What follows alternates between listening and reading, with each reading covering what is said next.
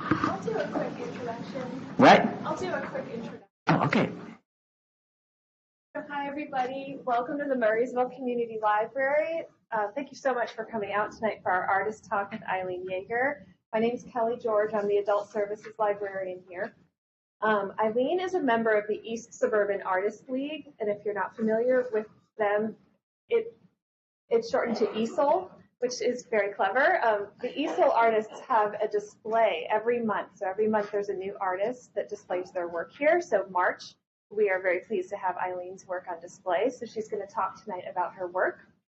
Her original art is hung on the display, and then you also have prints and cards. Prints and cards, yeah. So that you'll be able to see and purchase after the talk. Everybody, please welcome Eileen Yeager.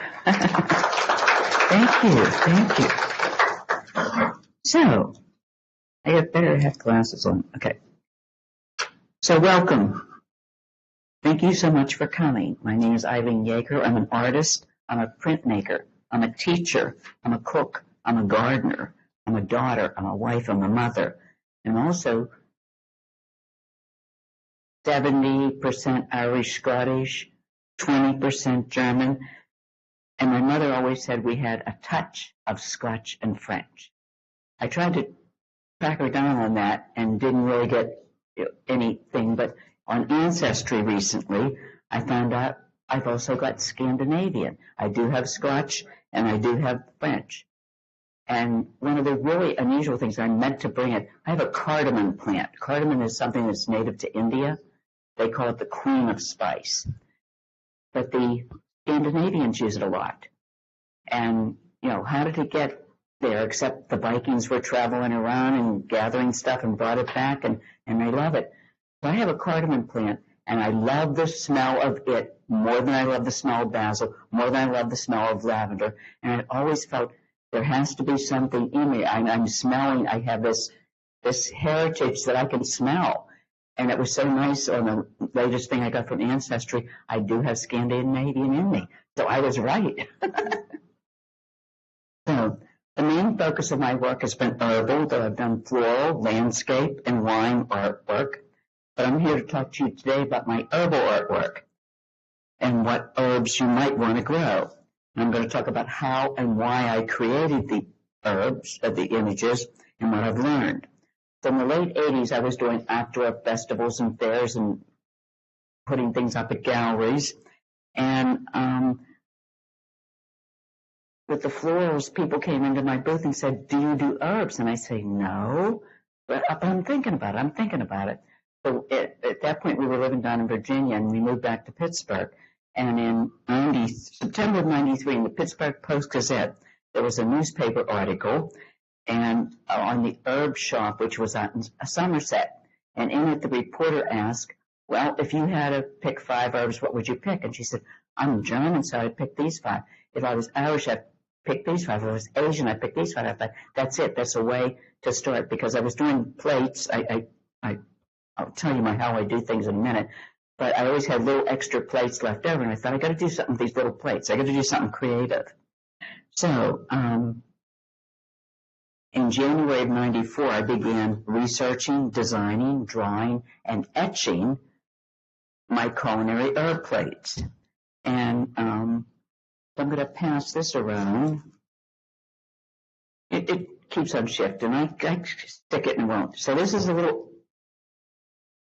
bay etching that I've done, and here's a print of it. And the hardest thing to do with the letters are backwards.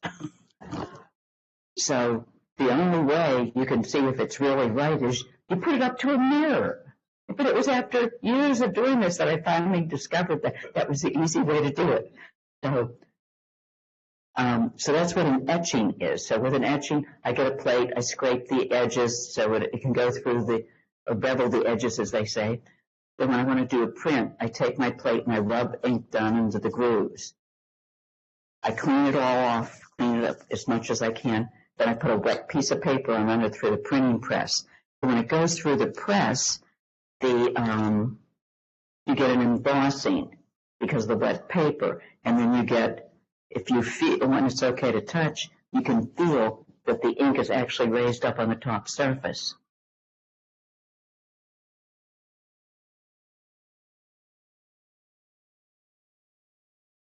So I do my research mainly in cookbooks, and a good cookbook, and I get most of my cookbooks from the library. You know, where else are you going to get a good variety of cookbooks? So all of this came about just because, and my first job was a page in the library when I was in high school. I was always at the library, always reading, always studying, always wanted to be better than myself. So a good cookbook will give you the history of a country, the geography, as well as culinary secrets. And it was much easier for me in the 90s. That was when the USSR broke up and other groups broke up. Yugoslavia broke up, so then we had Croatia, Serbia were all separate. And after the USSR broke up, we have Russia, Ukraine, Lithuania, Georgia, and Czechoslovakia. Czechoslovakia broke up. And it's interesting. I did the Three Rivers Arts Festival for 22 years, and people would come into the booth and say, I'm Czechoslovakian, but I don't know which one I'm from. And so on each of the ones that I have, on the back, I do a synopsis of the country, each herb, translations, and all the dishes it goes into. So I said, just read each one. Oh, okay, I'm Czech. Because even, they were forced together by, some politician, what do we call them? Governor, president, whatever they are. Yeah. So I get at least 3 cookbooks and mark down every time I see an herb or spice used. So this is, I developed just a listing of all the herbs. So this one's Japan, and this one's Ireland. You can see that all the marks, the marks are all different. We got different groupings for each one. So after I do all this, I start to look at what recipes they're putting them into. And then I do that write-up. Then I go back one more time through the cookbook and write down whatever the predominant dishes or herbs are and what dishes they're in. So I can do that little research. I wasn't doing that in the beginning, but someone walked into my booth one day and said, well, my grandmother never cooked with that. And so I took it as a challenge. I was going to write down and prove that there were many grandmothers who did use that herb. So, and the reason for 3 cookbooks is when I was doing the research in Egypt, I don't read anything about the cookbook. I just start marking everything down. And I was finding French herbs. I was finding tarragon and chervil. I'm thinking, what's this doing way over there? How's this going to be? So I stopped and read. And when she grew up, they had a French cook that worked for them. So she was putting French herbs in. So that's why I want at least 3. I'm not going to take one person's opinion that this is the right way to do. And a lot of times every time I see another cookbook, I have to look at it and see what they say about the herbs and everything else. So this all started in January. So by July, I had etched 14 herb plates, little plates, and that would cover 4 different nationalities for a 5-herb strip: Chinese, French, Italian, and Mexican. Anyone want to guess why I picked those countries? Yeah, but there's just about every restaurant. Every city has restaurants. There's restaurants. So I thought, well, everybody's going out and eating it. Maybe they'll be interested in this work I'm doing. So I had it all ready by July, and I did the Westmoreland Art and Heritage Festival, and I sold my first Italian 5-herb strip. It was like, yay! It was just so exciting because you do all this work, all this research, all this study, all this stuff, and you don't even know if anyone's going to like it. So it's just, being an artist, you're really by yourself, and you're hoping you're coming up with the right ideas all the time. So now I'm up to 66 different herbs, representing over 50 different countries, and 6 out of 7 continents, because there aren't any herbs that grow on Antarctica. So by the fall, I added Greek, English, and German, and right now I'm working on Native American, New Zealand, and I'm working on herbal teas. So after working on the herb strips for a while, so I did the 5, and then I moved up to 7 herb strips. So this is it's an Italian one, but it was still like it was getting a little boring artistically to just be little manufacturing, run it through the press. It was just, you know. So I decided I would try to combine it with nature prints. Nature prints mean herbs. I take the herbs and I flatten them and I run it through the press. So I started out with the 4-herb, and there was 6 different designs I've done for the herbs, and this is the one I finally liked the best. But my first one, I used fresh herbs. I put the ink on it, ran through the press, and a green ooze came out the bottom of the print. You can't use fresh herbs. So then I learned, okay, I have to dry them, and then when I'm ready to use them, I refresh them. I just put them between wet paper towels, and then I can roll ink on them with a brayer. So here's a little explanation for nature print showing you a bay leaf, and then a print of a bay leaf. And then we're going to be passing around one of the 4-herb bouquets. And when you get it, you can feel that the herbs embossed into it as well as the etching plates embossed into it.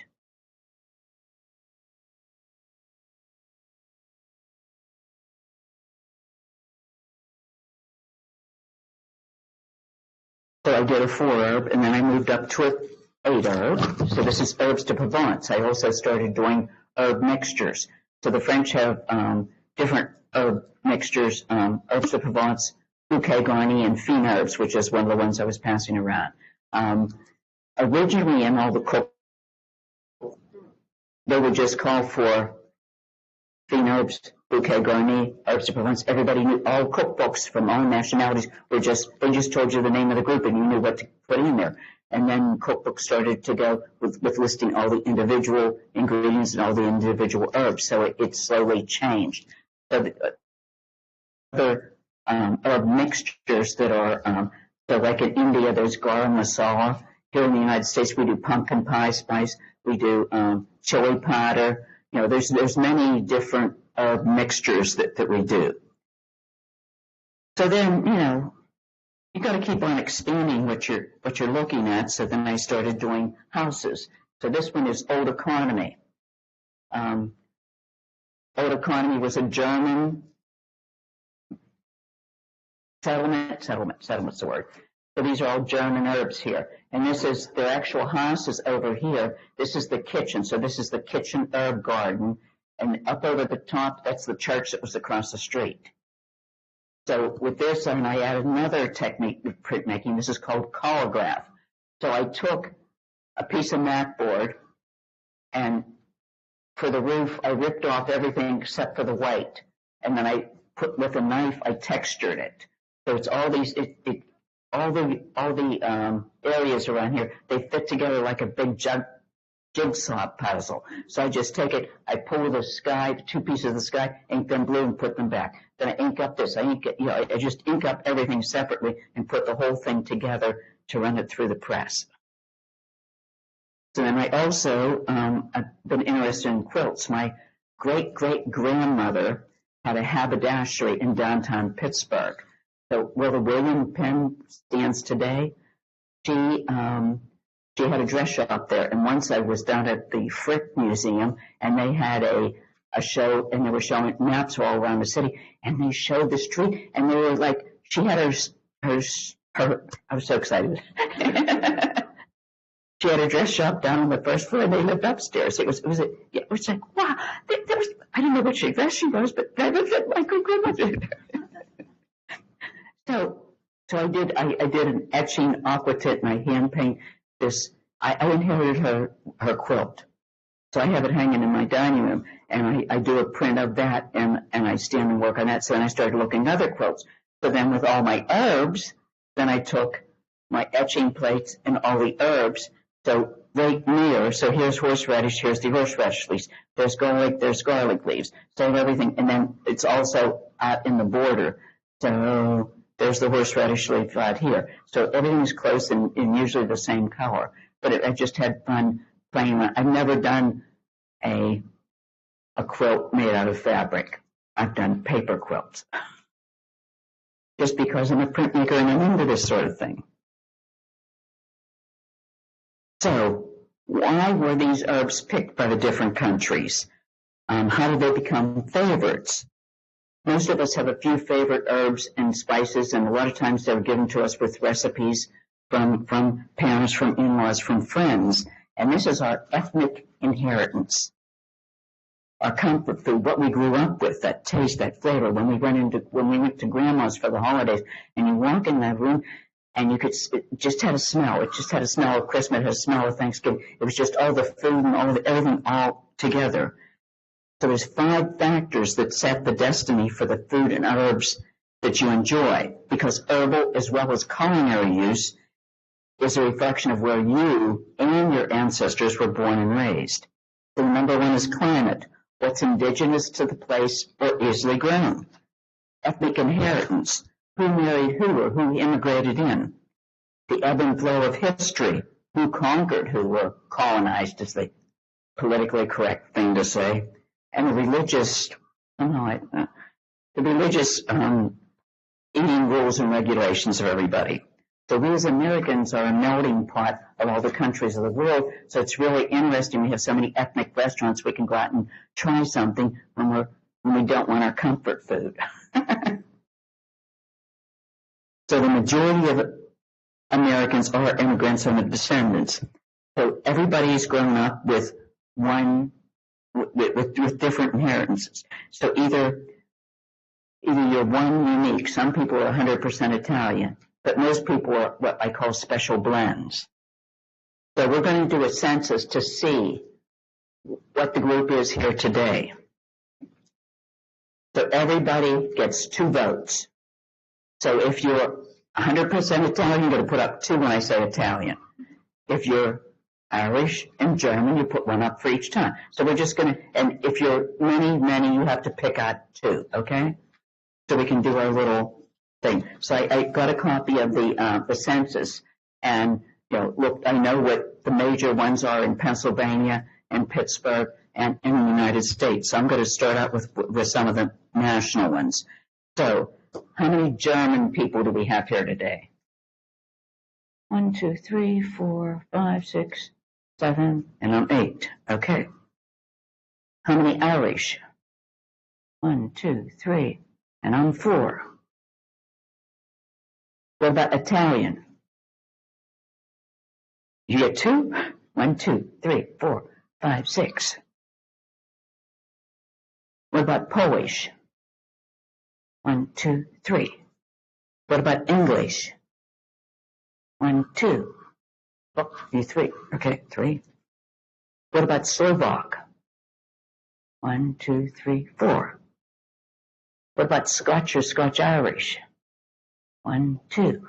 And I found it interesting. I found out why some people are called Scotch-Irish. Because England went over and took the lands away from the Scotch and said, go to Ireland. So they went to Ireland, and they were in Ireland for so long that they felt that they were Scotch-Irish. They were both Scotch and Irish. They weren't just 100% Scottish anymore. So I just found that interesting. What about Hungarian? Any Hungarians? No. French? Ukrainian? I'm Ukrainian. Oh, two Ukrainians. Okay. Croatian? Okay. My mother-in-law was Croatian. I loved her. Welsh? Any Welsh today? Russian. Okay. Czech. Swedish?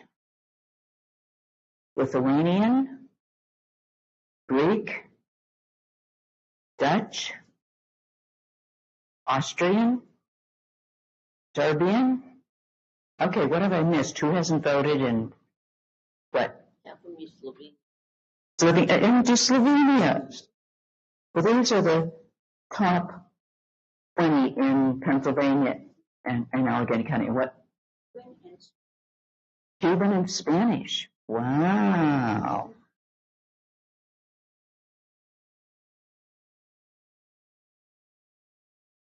Bohemian. No, they don't really know what country that is now, huh? Okay. Swiss, okay, Swiss. What? I'm sorry, I'm not here. Norwegian. Okay, thank you.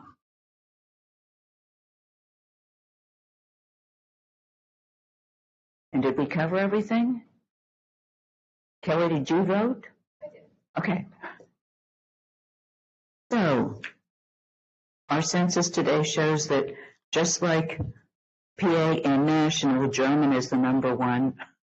We have 8 German, we have 4 Irish, we have 6 Italians, we have 3 Polish, 3 English, 4 Slovak, 2 Scotch, 2 Ukrainian, 1 Croatian, 1 Russian, 1 Bohemian, 1 Spanish, 1 Cuban, 1 Slovenia, 1 Swiss, and 1 Norwegian. So we really follow what you see in the census, because on the census you can say what your background is. Which I find it's always interesting that it is, here in Pennsylvania, it's usually the same. So we're going to talk about those 5 identifying things. First we're going to talk about, you can define your nationality on the globe by identifying 3 to 5 herbs. So I'm going to pretend we have 5 bowls of chicken soup in front of me. And I'm going to call out herbs. And as soon as you think you know what nationality it is, you tell me. Or you call it out, okay? Basil. What? Yeah. So the rest of it was basil, garlic, oregano, parsley, and bay, okay? How about ginger, scallions, coriander, garlic, Chinese. How about dill, savory, horseradish, German, yep. How about parsley, sage, rosemary, thyme, English, yeah.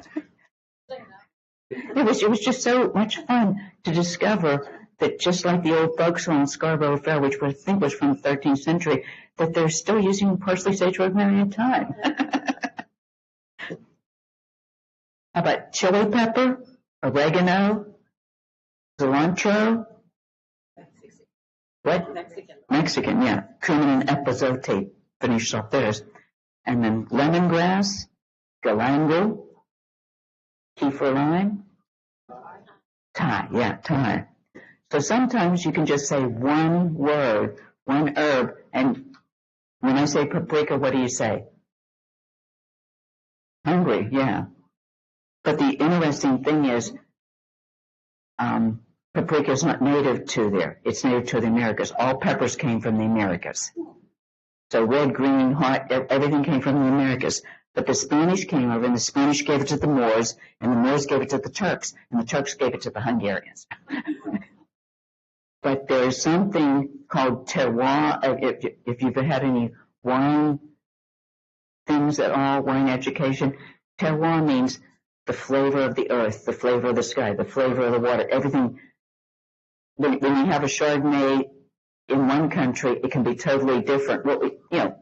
Different taste in another country, and that's the same way with paprika from Hungary. It tastes different than it tastes from the same plant that was here in America.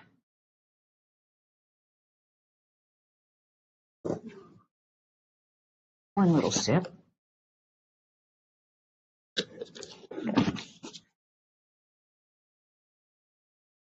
So we're going to talk about those 5 things a little bit more now. The 5 factors that set what herbs and spices you're going to use.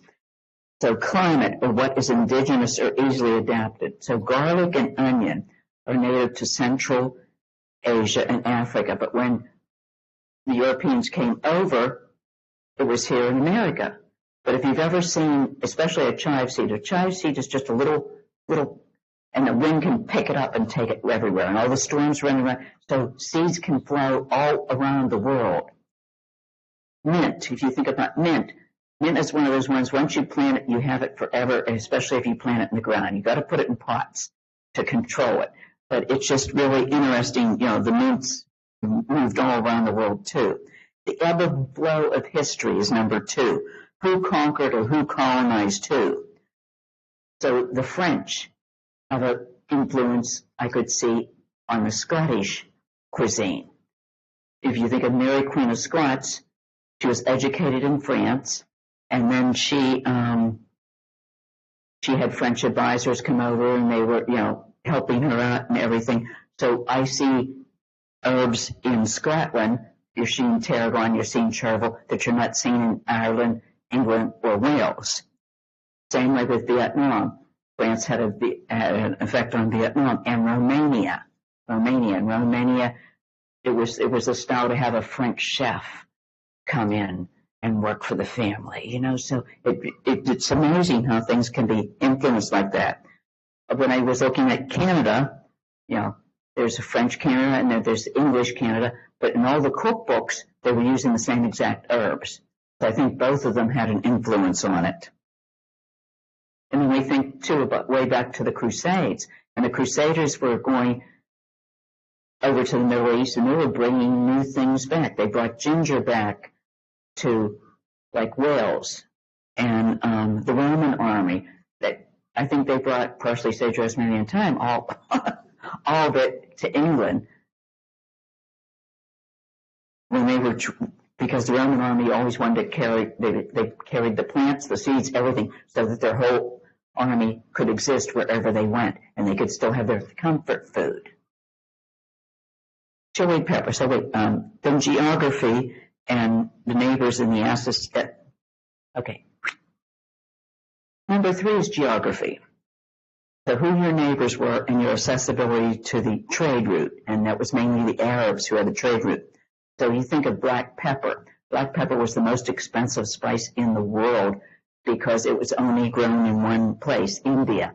So they had control of it, and then the Arabs started bringing it and started charging a lot for it. But it was surprising to find that over in Japan and China, the same plant.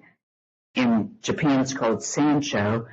In China, it's called Fagara or Sichuan. Sichuan, you've heard Sichuan pepper. And then over down in South America, there's a pink peppercorns. They aren't as spicy as the other. So it was interesting to see that there are a hotter spice that is Iran. But then when the Americas were discovered, chili pepper is called poor man's pepper because anyone can plant a few seeds and grow it wherever they want to in the world. They don't have to pay for the expensive black pepper anymore. And it is the most widely used seasoning in the world, but it was only introduced 500 years ago. Now, cardamom is native to India, but I would say before the Scandinavian countries love it, and it was probably the Vikings that brought it back. Saffron's the most expensive spice in the world, and it's native to the Mediterranean, and it's most expensive because we've all seen crocus, and there's these tiny little things sticking up. That's what they harvest and dry, and it becomes saffron. So it's been used primarily by nations that are historically world leaders, and it's grown a lot in Spain, England, and Iran. Ethnic inheritance, marriage and immigration. In the 16th century, there was an Italian princess who went and married the king of Poland. He was a widower. And things were coming over from the Americas, so she was introducing tomatoes and other things to them. But the thing that really stood out to me was flat Italian parsley. Poland is the only Northern European country that specifically calls for flat Italian parsley. Everyone else just says parsley. And when I've researched about parsley, flat parsley goes better in a hot climate, so, down around the Mediterranean, or curly parsley grows better in a cooler climate. And a lot of people, it depends on where it's grown. Some people like a hotter flavor or a more intense flavor of the flat Italian parsley, but I like either one. Australia was primarily influenced by the British Isles, and I went to Australia 15 years ago, and I was over there looking for the herbs. All the herb gardens were herb gardens, the same herb gardens we see here. I had to go to the fairs and the markets to find what the herbs were that I had read that were supposedly Australia.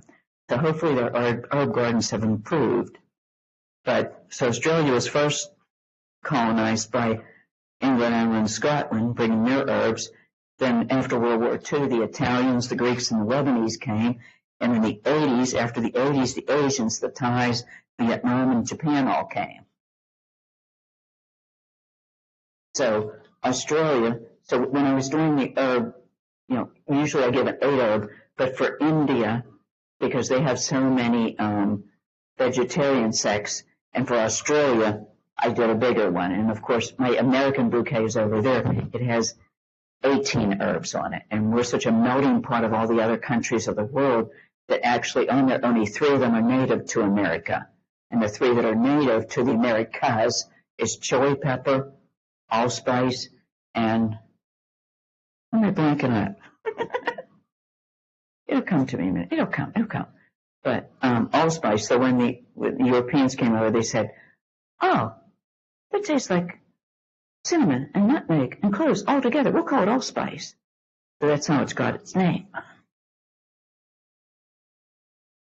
So the 5th reason is the religious beliefs, the eating rules and regulations. So in India, as I said, there's so many vegetarian sects that you need a lot of herbs and spices to make beans and lentils and things that don't have a lot of meat flavors in them to taste good.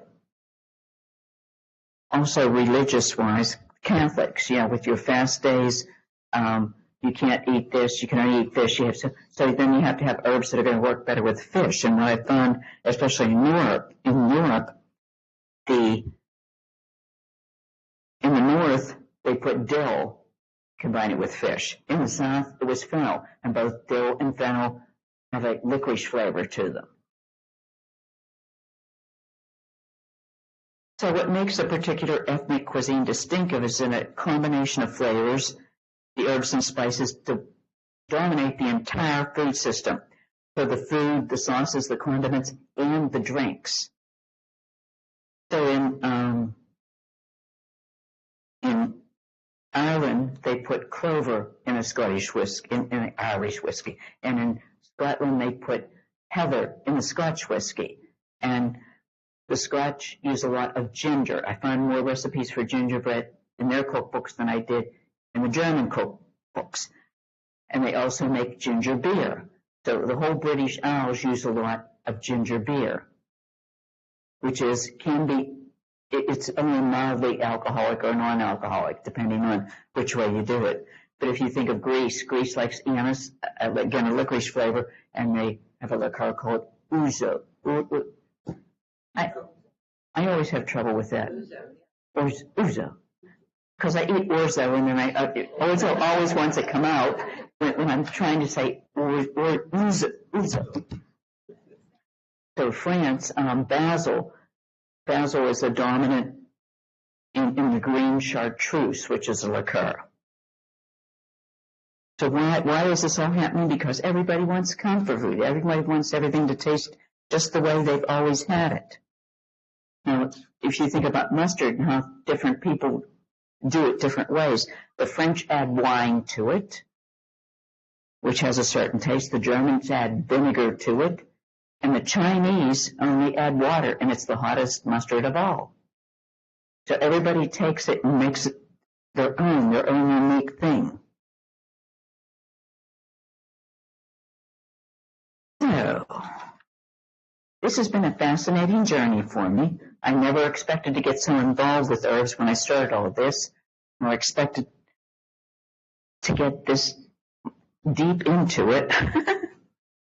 But I'd like you to join me in this adventure. Look at the nationalities on the handout. Look at what herbs and spices are used. Try a few fresh. Fresh herbs are so much better than dried herbs. And even drying your own fresh herbs. Last year I took some time off the plant and dried it and put it in a jar. And my daughter had the thyme from the store, and it was brown, and mine was still green. Even though it was dried for like 6 months, it was still, and it tasted so much better. So I invite you to taste herbs in a new way And I want to thank you. And does anyone have any questions? Questions, comments? Yes.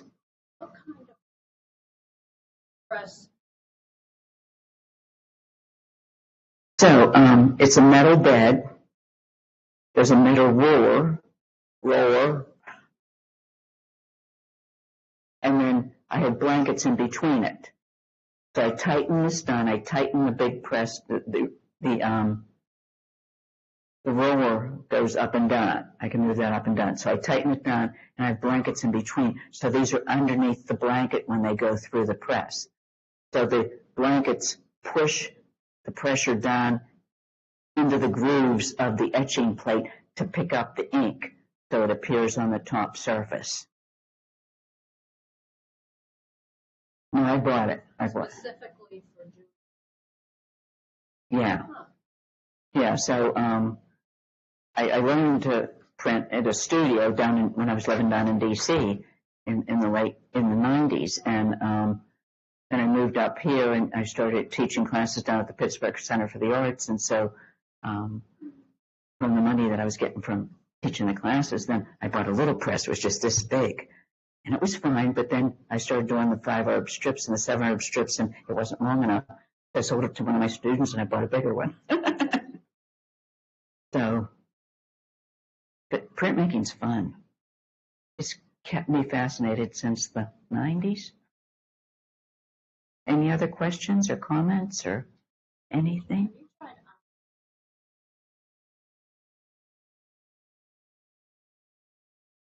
Well, Spice Bush, that's a Native American one, yeah. I've started some research on the Native American, and in fact, Barb Mendocino back here, she's our membership person, and we maintain a garden down in Mellon Park, if you know. So if you go down in the garden, when you go down steps, there's an herb garden we've maintained for how many years, Barb? 40 years? Okay, yeah. But we have Spice Bush. We've started to expand the Native American one. So, you know, that's one of the next ones that I want to finish my research on. I've started it, but I haven't finished it. So, I have, you know, you're welcome to look around. I brought cards of the different nationalities and different reproductions. If you're interested in anything, or, yeah, a question?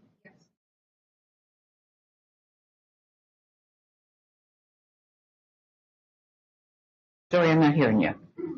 Are you finding with the Native American that the different tribes have different spices? Yeah.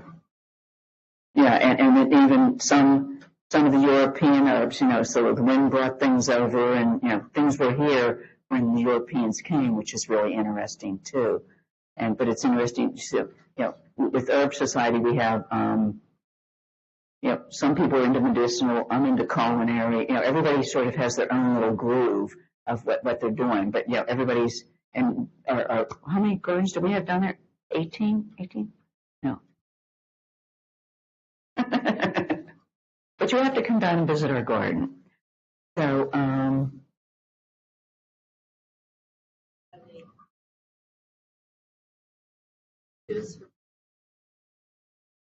oh yeah, I forgot. Thank you. Taking her classes. Yeah. So I teach printmaking at the Greensburg Arts Center. So I teach two different classes. One class is like we're doing more nature printing. We're not working with plates, you know. So we're or just painting or whatever, you know, all kinds of things you can do with monotypes. And then the other one is we're working with plates and a repeatable image. So, and that's starting in 2 weeks, I think.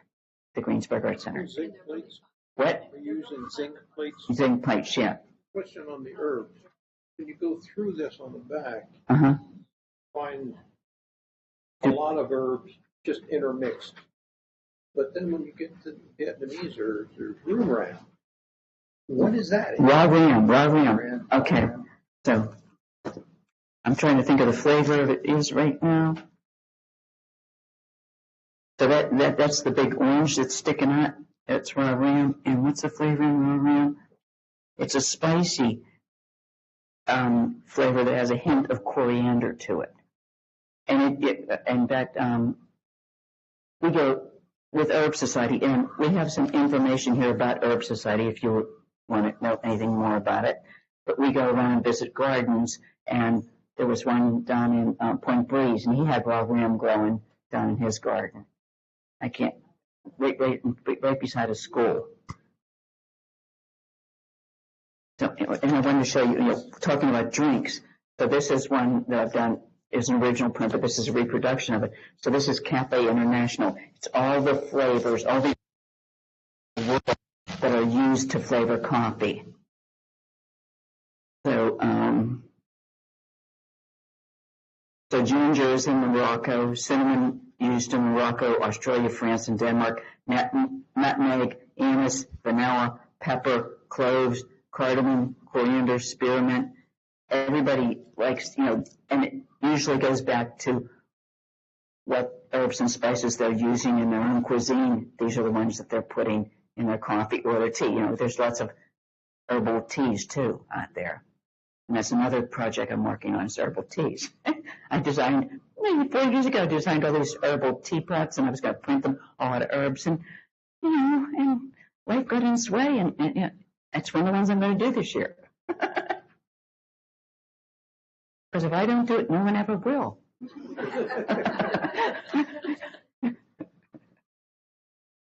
So thank you, guys. Oh, another question? The herbal garden you mentioned. Oh, yeah. Down in Mellon Park, yeah. Yeah. So, do you know Mellon Park at all? Where the Pittsburgh Center for the Arts was, and where they still have their school building. So it's, Barb, describe it.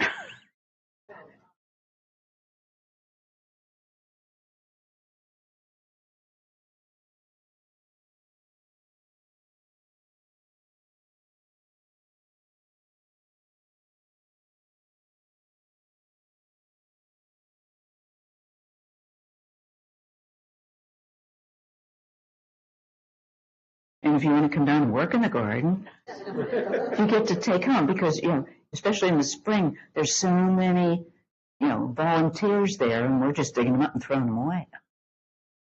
So you can get all kinds of good herbs to grow in your own garden. Yes? Question and a comment. Yeah. Okay. Yeah. I like to cook and I like to garden, so it comes out in my artwork. It's just I have no attention. I think it's incredibly admirable that you took sort of this fleeting interest from 30 years ago and just learned absolutely everything there was to learn about it, translated that into art and other aspects of your life. I just find that incredibly fascinating. I wish I had that sort of attention span and passion for something. I don't know whether it was because my first job was working in the library. Always searching, always need more noise. I need to know. A one-track mind, okay. But I've also researched wine, and I do talk some wine. So, So thank you for your kind attention.